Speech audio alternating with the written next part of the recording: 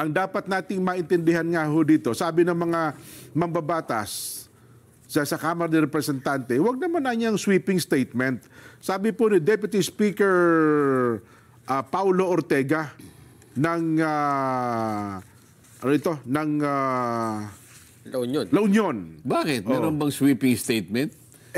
Sabi po nila, hindi naman makatarungan na nilahat ang buong Kamara dahil nagdudulot daw po ito ng pagdududa sa buong institusyon at nakakasira sa integridad ng mga miyembro nito kahit wala namang kinalaman doon sa inaakusa.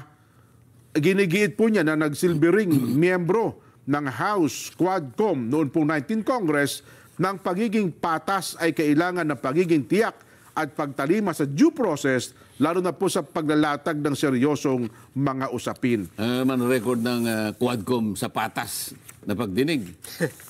Kala mo noon, mayroong record ng patas na pagdinig. Fair investigation daw po, due process of law ang gumana. Nako, kaya sinasabi natin sa bandang huli, hayaan mo na ang tao ang gumawa ng hatol.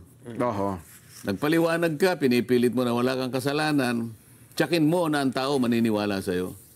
Ang pinaka-arbiter, katapos-tapusan, yung tao eh. Ayun. Kailangan mapaniwala mo yung tao. Kapag hindi naman iniwala ang tao, lahat ng sasabihin mo, nagsayang ka lang ng laway. Ayun na nga po.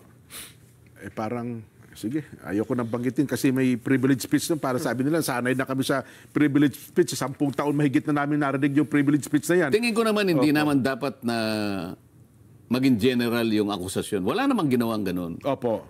Sapagkat yung mga yung walang kasalanan, hindi mo naman dapat isali. Totoo po. Kaya nga yung pag-iimbestiga eh. Sino ba yung nasa likod ng mala o numalya? Yun lang nasa likod. Di ba?